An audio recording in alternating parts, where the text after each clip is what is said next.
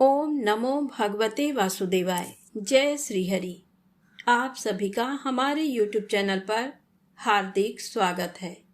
आज आषाढ़ मास के शुक्ल पक्ष की एकादशी है। इस एकादशी को देवशयनी एकादशी कहा जाता है। कहीं कहीं इस तिथि को पद्मनाभा भी कहते हैं। सूर्य के मिथुन राशि में आने पर ये एकादशी आती है। इसी दिन से चातुर्मास का आरंभ माना जाता है। इस दिन से भगवान श्री हरि विष्णु क्षीर सागर में शयन करते हैं और फिर 4 माह बाद तुला राशि में सूर्य के जाने पर उन्हें उठाया जाता है। उस दिन को देवोत्थानी एकादशी कहा जाता है। इस बीच के अंतराल को ही चातुर्मास कहा गया है। तो आज हम आपको सुना रहे हैं देवशयनी एकादशी की पौराणिक कथा। तो बड़े ही श्रद्धा भाव से इस कथा को पूरा अवश्य सुनेगा। श्री लक्ष्मी नारायण आप सभी भक्तजन की सभी मनोकामना पूर्ण करें। इसी मंगल कामना के साथ आइए सुनते हैं देवशयनी एकादशी की ये पौराणिक कथा। धर्मराज युधिष्ठिर ने कहा, हे केशव, आषाढ़ शुक्ल एकादशी का क्या नाम है? इस व्रत के करने की विधि क्या है और किस देवता का पूजन किया जाता है? तब श्री कृष्ण कहने लगे कि हे युधिष्ठिर, जिस कथा को ब्रह्मा जी ने नारद जी से कहा था वही मैं तुमसे कहता हूँ। एक समय नारद जी ने ब्रह्मा जी से यही प्रश्न किया था। तब ब्रह्मा जी ने उत्तर दिया कि हे नारद, तुमने कलयुगी जीवों के उद्धार के लिए बहुत उत्तम प्रश्न किया है, क्योंकि देवशयनी एकादशी का व्रत सब व्रतों में उत्तम है। इस व्रत से समस्त पाप नष्ट हो जाते हैं और जो मनुष्य इस व्रत को नहीं करते वे नरकगामी होते हैं। इस व्रत के करने से भगवान विष्णु प्रसन्न होते हैं। इस एकादशी का नाम पद्मा है। इसे देवशयनी एकादशी, विष्णु शयनी एकादशी, आषाढ़ी एकादशी और हरिशयनी एकादशी के नाम से भी जाना जाता है। अब मैं तुमसे एक पौराणिक कथा कहता हूँ, तुम मन लगाकर सुनो। सूर्य वंश में मांधाता नाम का एक चक्रवर्ती राजा हुआ है, जो सत्यवादी और महान प्रतापी था। वह अपनी प्रजा का पुत्र की भांति पालन किया करता था। उसकी सारी प्रजा धन धान्य से भरपूर और सुखी थी। उसके राज्य में कभी अकाल नहीं पड़ता था। एक समय उस राजा के राज्य में 3 वर्ष तक वर्षा नहीं हुई और अकाल पड़ गया। प्रजा अन्न की कमी के कारण अत्यंत दुखी हो गई। अन्न के न होने से राज्य में यज्ञ आदि बंद हो गए। एक दिन प्रजा राजा के पास जाकर कहने लगी कि हे राजा, सारी प्रजा त्राहि त्राहि पुकार रही है, क्योंकि समस्त विश्व की सृष्टि का कारण वर्षा है। वर्षा के अभाव से अकाल पड़ गया है और अकाल से प्रजा मर रही है।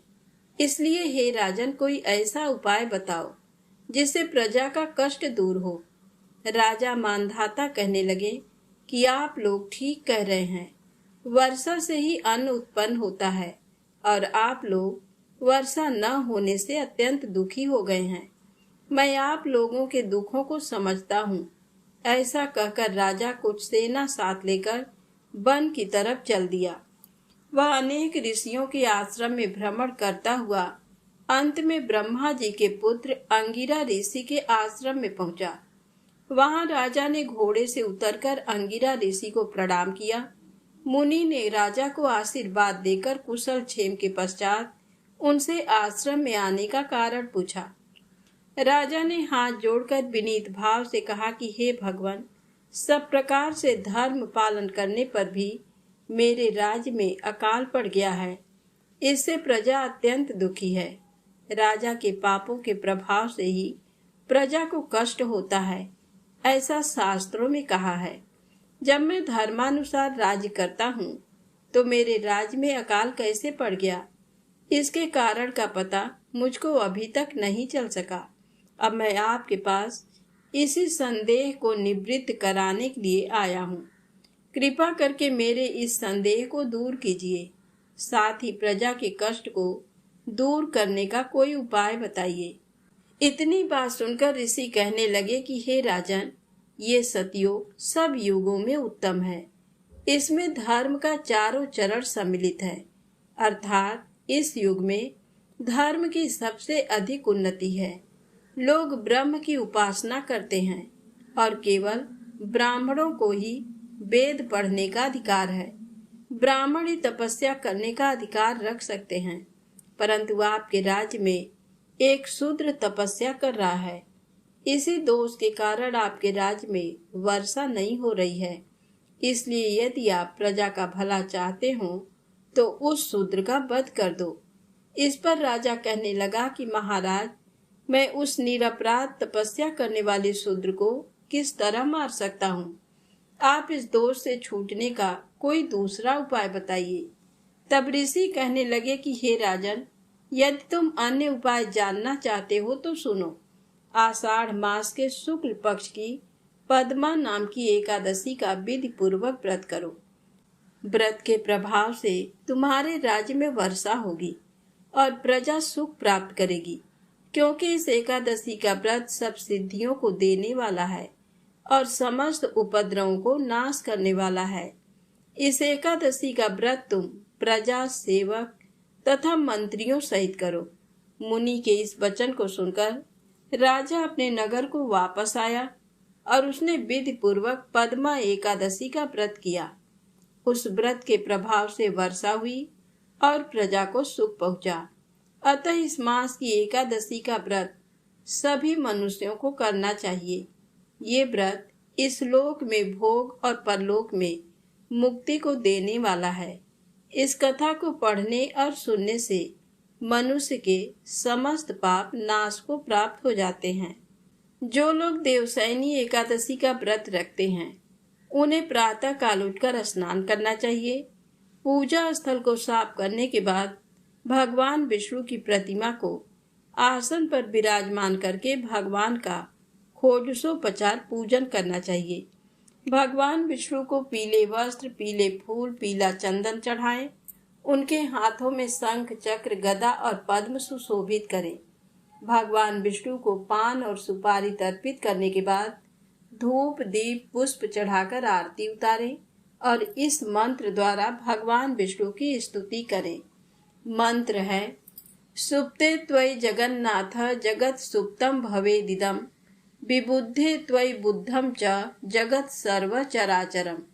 अर्थात, हे जगन्नाथ जी, आपके निद्रित हो जाने पर संपूर्ण विश्व निद्रित हो जाता है और आपके जाग जाने पर संपूर्ण विश्व तथा चराचर भी जागृत हो जाते हैं। देवशयनी एकादशी पर रात्रि में भगवान विष्णु का भजन व स्तुति करना चाहिए और स्वयं के सोने से पहले भगवान को शयन कराना चाहिए। तो प्रेम से बोले, लक्ष्मी नारायण भगवान की जय हो। आप आइए सुने मनोकामना पूर्ण करने वाली एकादशी माता की पौराणिक कथा। कहा जाता है कि 11 माता की कथा को सुने बिना व्रत पूर्ण नहीं माना जाता है। तो प्रेम से बोलें, एकादशी माता की जय हो। एक बार एक राज्य में एक राजा रहा करता था। राजा बहुत ही बुद्धिमान और बलशाली था। राजा सदैव अपनी प्रजा का बहुत अच्छे से ध्यान रखता था। प्रजा भी अपने राजा को बहुत पसंद करती थी। राजा की 2 बेटियां थीं। राजा अपनी दोनों बेटियों से बहुत प्रेम करता था। राजा की छोटी बेटी देखने में बहुत सुंदर और आकर्षक थी। राजा की बड़ी बेटी छोटी बेटी के मुकाबले थोड़ा कम सुंदर थी। राजा की छोटी बेटी 11 माता की पूजा किया करती थी और सभी लोग राजा की छोटी बेटी से बहुत प्रेम करते थे और बहुत प्रशंसा किया करते थे। राजा भी अपनी छोटी बेटी को बड़ी बेटी से अधिक प्रेम करता था, जिस कारण राजा की बड़ी बेटी को अपनी छोटी बहन से बहुत नफरत होने लगी थी। राजा की दोनों बेटियां जब बड़ी हो गईं, तब एक पड़ोस राज्य में रहने वाला राजकुमार राजा की बड़ी बेटी के लिए रिश्ता लेकर आया। लेकिन जैसे ही उस राजकुमार की नजर राजा की छोटी बेटी पर पड़ी, तो वह राजकुमार राजा की छोटी बेटी पर आकर्षित हो गया और उससे पहली नजर में प्रेम कर बैठा। उस राजकुमार ने राजा की बड़ी बेटी के साथ विवाह करने से मना कर दिया और उसने राजा से कहा कि मैं आपकी छोटी बेटी से विवाह करना चाहता हूँ। जिसके बाद राजा की बड़ी बेटी ये देखकर अपनी छोटी बहन से बहुत क्रोधित हो गई और राजा की बड़ी बेटी ने अपनी छोटी बहन को अपना सबसे बड़ा दुश्मन मान लिया। राजा की बड़ी बेटी ने अपनी छोटी बहन से बदला लेने का निर्णय लिया, जिसके लिए उसने अपनी छोटी बहन को जान से मारने का प्लान बनाया। राजा की बड़ी बेटी ने अपनी छोटी बहन को मारने के लिए सबसे पहले एक लड्डू में जहर मिलाकर अपनी छोटी बहन को दे दिया और उसको लड्डू खाने के लिए कहा। लेकिन लड्डू खाने के बाद भी छोटी बहन को कुछ नहीं हुआ। बड़ी बहन ये देखकर बहुत आश्चर्यचकित हो गई, लेकिन बड़ी बहन ने हार नहीं मानी और उसने जब रात में छोटी बहन अपने कमरे में सो रही थी, तब एक मटके में सांप रखकर उसे कमरे में छोड़ दिया। लेकिन सांप भी छोटी बहन का कुछ नहीं कर पाया। जिसके बाद बड़ी बहन ने अपनी छोटी बहन से कहा कि चलो हम लोग कुएं में से पानी भरकर लाते हैं। जिसके लिए वह अपनी छोटी बहन को पानी भरने के बहाने कुएं के पास ले गई और उसने अपनी छोटी बहन को कुएं में धक्का दे दिया। लेकिन छोटी बहन को तब भी कुछ नहीं हुआ, क्योंकि हर बार ग्यारस माता उसकी रक्षा कर रही थी और उधर बड़ी बहन अपने सारे प्रयासों के बाद असफल हो रही थी, जिससे वह बहुत क्रोधित होती जा रही थी। फिर उसने अपनी छोटी बहन के पास जाकर उससे खुद ही पूछा कि मेरी छोटी बहन, तुमको पता है भगवान ने सबकी मृत्यु एक निश्चित समय पर लिखी हुई है और कैसे तुम्हारी मृत्यु होगी, क्या ये तुम जानती हो? तब छोटी बहन ने अपनी बड़ी बहन को बताया कि हाँ, मैं तो जानती हूँ मेरी मृत्यु कैसे होगी। छोटी बहन से ये सुनकर बड़ी बहन मन ही मन बहुत प्रसन्न होने लगी और उसने अपनी छोटी बहन से कहा कि तो मुझे अपनी मृत्यु का राज बताओ। छोटी बहन ने अपनी बड़ी बहन से कहा कि मेरी मृत्यु तो एक तोते में है। जो तोते के गले में एक हार है, उससे मेरी मृत्यु होगी। जब तक कोई भी व्यक्ति तोते को मारकर वह हार अपने गले में पहनेगा, तो मैं मूर्छित हो जाऊंगी और जैसे ही उस हार को अपने गले से उतारेगा, तो मैं वापस से जीवित हो जाऊंगी। अपनी छोटी बहन की मृत्यु का राज जानकर बड़ी बहन बहुत ही खुश हो गई और उसने अपनी छोटी बहन को मारने के लिए उसके पालतू तोते को ढूंढना शुरू कर दिया और छोटी बहन को इस बात का आभास हो गया था कि कोई उसकी जान लेना चाहता है। जिसके लिए वह अपने पिताजी के पास गई और उसने अपने पिताजी से कहा कि पिताजी, मेरी मृत्यु के बाद आप मुझे जलाइएगा मत, बल्कि आप मुझे अपनी पुरानी वाली हवेली में एक पलंग में लिटाकर छोड़ दीजिएगा। अपनी छोटी लड़की की ये बात सुनकर राजा बहुत आश्चर्यचकित हो गए। राजा ने अपनी छोटी बेटी से पूछा, बेटी, तुम ये क्या कह रही हो? तब राजा की छोटी बेटी ने बताया, पिताजी, समय किसी के लिए नहीं रुका है, कब क्या हो जाए किसी को कुछ पता नहीं है। और फिर राजा ने अपनी छोटी बेटी से कहा कि तुम ऐसी बातें क्यों कर रही हो? 2-3 दिन में तो तुम्हारा विवाह है। लेकिन छोटी बेटी ने अपने पिताजी को ऐसा करने पर मजबूर कर दिया और उनसे वचन ले लिया। राजा ने भी अपनी छोटी बेटी की बात स्वीकार कर ली और 2-3 दिनों के बाद जब शादी का समय आया, तब राजकुमार बारात लेकर राजा के घर आया और राजकुमार और राजा की छोटी बेटी का विवाह शुरू हो गया। जैसे ही राजा की छोटी बेटी राजकुमार के साथ फेरे लेना शुरू करती है तो उसकी बड़ी बहन अपनी छोटी बहन के कमरे में जाकर उसके तोते को पकड़ लेती है और उसको जान से मार देती है। तोते की गले में जो हार था उसको अपने गले में धारण कर लेती है। जैसे ही बड़ी बहन उस हार को अपने गले में धारण करती है तो उधर छोटी बहन 3.5 ही फेरे ले पाती है और वहीं पर बेहोश होकर गिर जाती है। जिसके बाद राजा ने बड़े बड़े दर्द हकीमों को बुलवाया और अपनी छोटी बेटी का इलाज करने के लिए कहा। राजा की बात सुनकर वैद्य ने छोटी बेटी को जब चेक किया तो राजा को बताया कि आपकी छोटी बेटी ना तो जीवित है और ना ही मरी हुई है।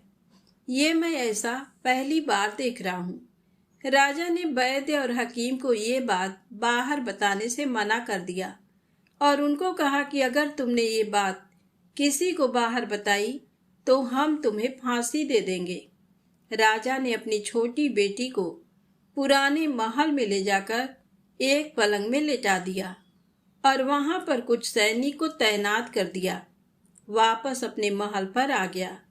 राजा की बड़ी बेटी अपने पिताजी के पास आई और कहने लगी कि पिताजी, अगर ये शादी संपन्न नहीं हुई तो आपकी इज्जत का क्या होगा?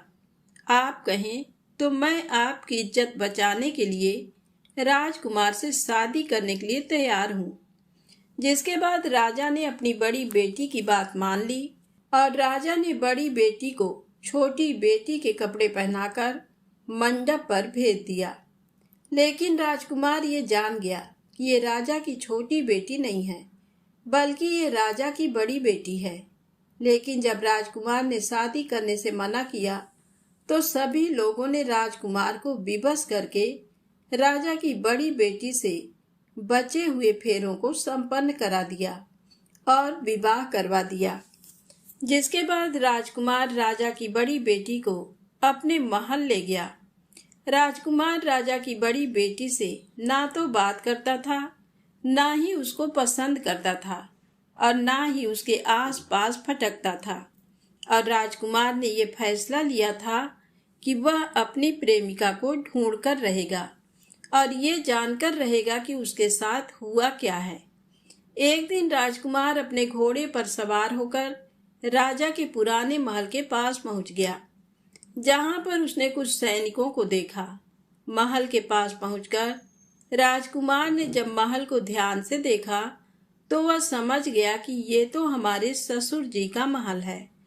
तब राजकुमार ने सैनिकों से पूछा, तुम लोग यहाँ क्या कर रहे हो और इस महल के अंदर उस पलंग में कौन लेटा है?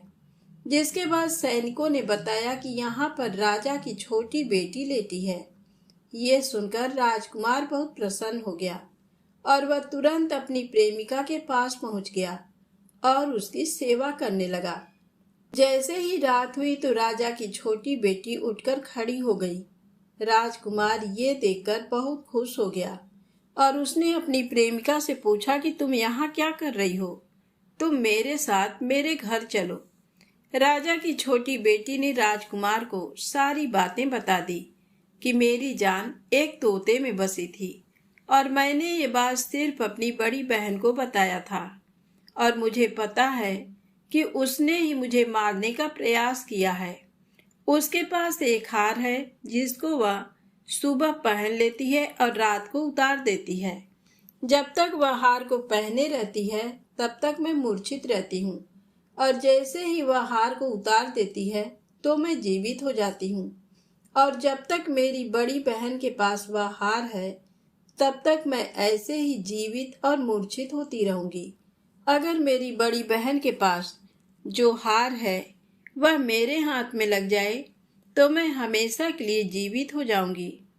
राजकुमार ये बात सुनकर राजा की छोटी बेटी के पास रहने का निर्णय ले लिया और उसने अपने बचे हुए सारे फेरे उस राजा की छोटी बेटी के साथ ले लिए और अपना विवाह पूर्ण कर लिया और वहीं पर रहने लगा।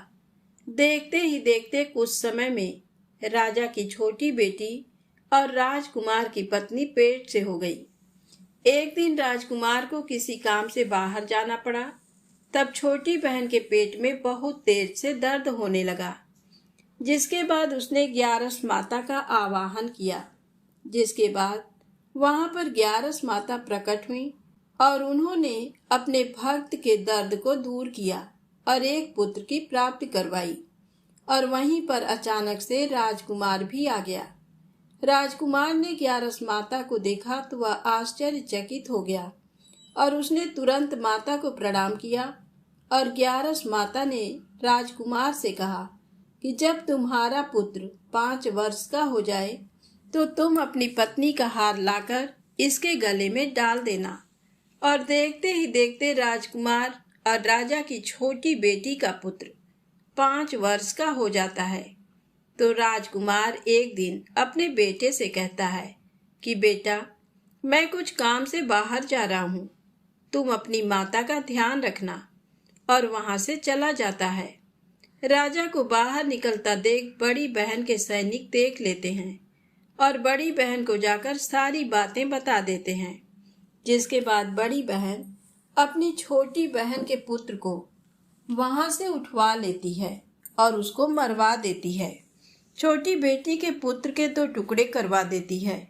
पहला टुकड़ा चक्की के पास छुपा देती है और दूसरा टुकड़ा अपनी पलंग के नीचे रख देती है। अब ग्यारस माता भिखारी का रूप लेकर आते हैं। एक भिखारी का रूप रखकर बड़ी बहन के पास चली जाती हैं। जिसके बाद वहां पर भिक्षा मांगने लगती हैं। बड़ी बहन अपने नौकरों से कहती है कि जाकर भिक्षा दे दो। लेकिन जैसे ही नौकर ग्यारस माता को भिक्षा देने के लिए आते हैं तो माता उन्हें मना कर देती हैं और कहती हैं कि मैं तुम्हारी महारानी से ही भिक्षा लूंगी। जिसके बाद बड़ी बहन स्वयं ही भिक्षा देने के लिए माता के पास आती है। तब माता एक बिल्ली का रूप लेकर उसके कमरे में चली जाती हैं और वहां पर छोटी बेटी के पुत्र के 2 टुकड़े को आपस में जोड़ देती हैं और उसे जीवित कर देती हैं। उसे ले जाकर राजा की छोटी बेटी को दे देती हैं। एक दिन राजकुमार अपने बेटे को लेकर अपनी बड़ी पत्नी के पास जाता है और उससे कहता है कि तुम इसका ध्यान रखना। अगर तुम इस बच्चे का अच्छे से ध्यान रखोगी तो मैं तुमसे बात करूंगा। एक दिन राजकुमार अपने बच्चे से कहता है कि तुम मम्मी से उनके गले का हार मांग लो। जिसके बाद राजकुमार का लड़का अपनी मम्मी के पास जाता है और कहता है कि मम्मी, मुझे तुम्हारा हार चाहिए जो तुमने गले में पहन रखा है। ये सुनकर पहले तो बड़ी बहन बहुत क्रोधित होती है, पर उसको ये याद आता है कि राजकुमार ने कहा था कि अगर मैं इस बच्चे का ध्यान अच्छे से रखूंगी तो वह मुझसे बात करेंगे। जिसके कारण वह हार को उस बच्चे को दे देती है और वह तुरंत हार को ले जाकर अपने पिताजी को दे देता है। और तभी राजकुमार अपने बेटे को लेकर वहां से जाने लगता है और अपनी पत्नी से कहता है कि तुम हमारे लिए खाना बनाकर रखना, मैं शाम को आकर तुम्हारे साथ खाऊंगा। और वह अपने बेटे को लेकर वहां से चला जाता है। जिसके बाद वह राजा के पास जाता है और उनको सारी बातें बता देता है। राजा अपनी बड़ी बेटी की ये करतूत सुनकर बहुत क्रोधित होते हैं और अपनी परवरिश पर ही दोष देने लगते हैं और राजकुमार को अपनी छोटी बेटी के साथ रहने के लिए आदेश देते हैं। तो प्रेम से बोले, एकादशी माता की जय हो। आइए सुने तुलसी माता की पौराणिक कथा और एकादशी माता की आरती। एकादशी के दिन तुलसी माता की कथा सुनने मात्र से घर में माता लक्ष्मी का स्थायी वास होता है, श्री हरि विष्णु की कृपा बरसती है। तो प्रेम से बोले, लक्ष्मी नारायण भगवान की जय हो। एक बार की बात है, एक गांव में एक ब्राह्मण दंपति रहते थे। उनकी शादी को अनेक बरस हो गए, लेकिन उन्हें औलाद सुख की प्राप्ति नहीं हुई। ब्राह्मण रोज गांव में भिक्षा मांगने जाते तो कभी यजमान खुद ब्राह्मण के घर सीधा रखने आते थे, जिसमें आटा, दाल, तेल, घी, गुड़, चीनी होता था। ब्राह्मण दंपति का यही आजीविका का साधन था। एक दिन ब्राह्मण जब शाम को भिक्षा मांगकर घर लौट रहे थे, तो रास्ते में उन्हें 8 साल की एक कन्या दिखाई दी। वह कन्या ब्राह्मण के पास आई और बोली कि बाबा, बाबा, मैं आपके साथ आपके घर चलूं? ब्राह्मण ने पीछे मुड़कर देखा तो उसे कोई दिखाई नहीं दिया। थोड़ी देर बाद जब वह वापस घर की ओर चलने लगा, तो फिर से कन्या बोली कि बाबा, क्या मैं आपके साथ आपके घर चलूं? बाबा, मैं आपकी बेटी हूँ, क्या मैं आपके साथ आपके घर चलूं? तो ब्राह्मण ने देखा एक बहुत सुंदर 8 साल की कन्या खड़ी थी। ब्राह्मण ने कहा कि बेटी, तुम कौन हो? तुम्हारे माता पिता भाई कहाँ हैं? तो वह कन्या बोली कि बाबा, मेरा तो कोई भाई नहीं। ब्राह्मण ने देखा आसपास क्या, दूर तक कोई दिखाई नहीं दिया। अंधेरा होने वाला था, तो ब्राह्मण ने मन ही मन सोचा कि रात होने वाली है। ऐसे समय में इस कन्या को यहाँ छोड़ना ठीक नहीं होगा। ब्राह्मण ने कन्या को कंधे पर बैठाया और उसे घर ले आया। घर आकर उसने अपनी पत्नी को पूरी बात बताई। तो ब्राह्मणी बोली कि मेरे कोई औलाद नहीं थी, भगवान ने ही इसे मेरे लिए भेजा है। ब्राह्मणी तुलसी माता की परम भक्त थी। उसने कन्या का नाम तुलसी रख दिया। अब ब्राह्मण दंपति तुलसी के साथ सुख से जीवन जीने लगे। जब से तुलसी घर में आई, उनके घर में अन्न धन के भंडार भर गए। समय पंख लगा करके उड़ने लगा। जब तुलसी विवाह लायक हुई, तो ब्राह्मण दंपति को अपनी बेटी तुलसी के विवाह की चिंता सताने लगी। तो तुलसी ब्राह्मण दंपति से बोली कि माँ, बाबा, आप मेरे विवाह की चिंता मत करो। मुझे तो कृष्ण भगवान ब्याहने आएंगे। आप तो मेरे ब्याह की तैयारियां करो। उसके बाद कार्तिक सुदी पूर्णिमा को भगवान शालिग्राम का तुलसी से विवाह हो गया। जब तुलसी विदा होकर जाने लगी, तो ब्राह्मण दंपति रोने लगे। तो तुलसी बोली कि माँ, बाबा, आप दुखी मत होइए। मैं हमेशा तुलसी पौधे के रूप में आपके आंगन में रहूंगी और आपका घर हमेशा इसी तरह अन्न धन के भंडार से भरा रहेगा। हे माँ तुलसी, जैसे आप ब्राह्मण दंपति के ऊपर कृपा की, वैसे सबके ऊपर कृपा करना। कहानी कहने वाले, सुनने वाले और हुंकारा भरने वाले के ऊपर कृपा करना। प्रेम से बोले तुलसी माता की जय हो। सुने एकादशी माता की आरती। ओम जय एकादशी माता, जय एकादशी माता। विष्णु पूजा व्रत को धारण कर, विष्णु पूजा व्रत को धारण कर, शक्ति मुक्ति पाता।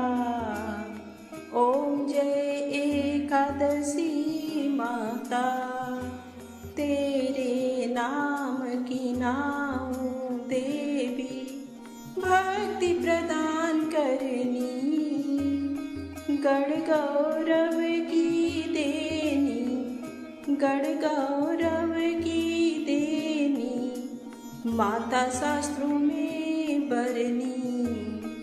ओम जय एकादशी माता।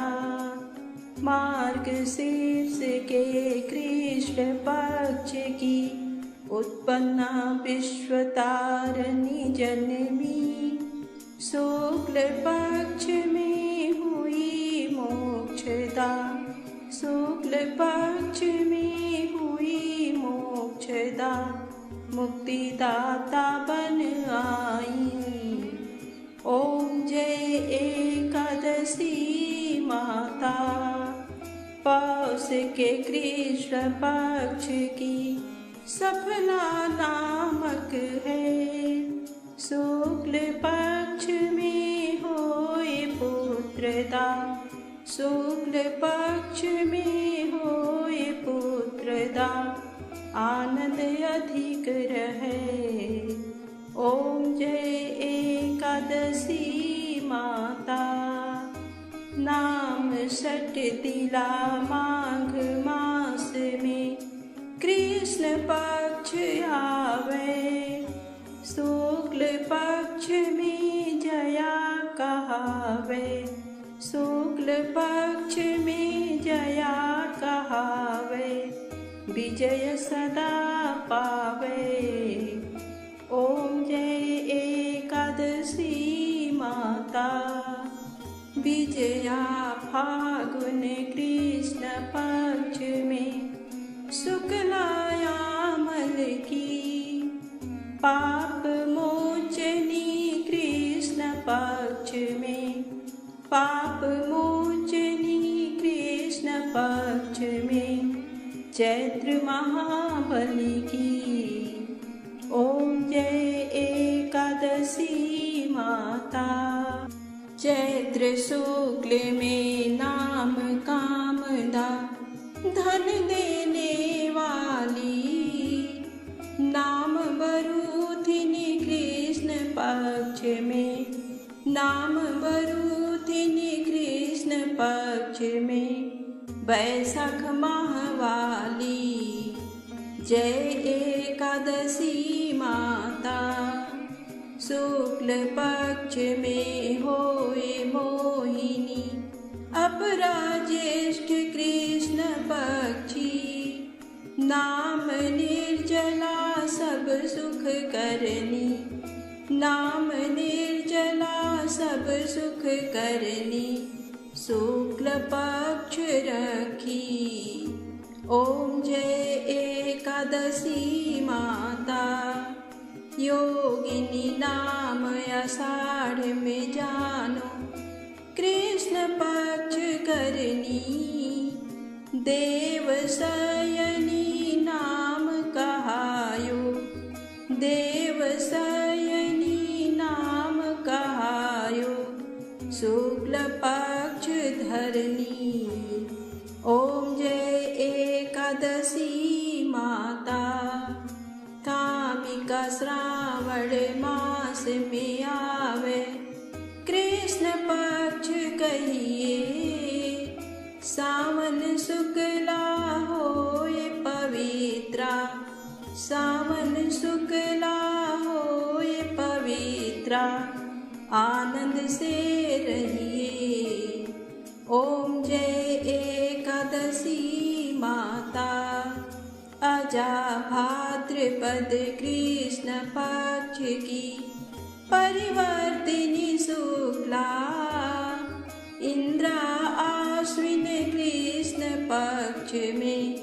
इंद्रा आश्विन कृष्ण पक्ष में व्रत से भव सागर निकला। ओम जय एकादशी माता। पापांकुशा है शुक्ल पक्ष में आप हरन हारी। रमा मास कार्तिक में आवे। रमा मास कार्तिक में आवे सुखदायक भारी। ओम जय एकादशी माता। देवोत्थानी शुक्ल पक्ष की दुख नाशक मैया। पावन मास में करूं विनती। पावन मास में करूं विनती। पार करो नैया। ओम जय एकादशी माता। परमा कृष्ण पक्ष में होती जन मंगल करनी। शुक्ल मास में होए पद्मिनी। शुक्ल मास में होए पद्मिनी दुख दारिद्र हरनी। ओम जय एकादशी माता। जो कोई आरती एकादशी की भक्ति सहित गावे, जन गुर दीता स्वर्ग का वासा, जन गुर दीता स्वर्ग का वासा, निश्चय वह पावे। ओम जय एकादशी माता, जय एकादशी माता, ओम जय एकादशी माता। विष्णु पूजा व्रत को धारण कर, विष्णु पूजा व्रत को धारण कर, भक्ति मुक्ति पाता। जय एकादशी माता। प्रेम से बोले एकादशी माता की जय हो। श्री हरि विष्णु भगवान की जय हो।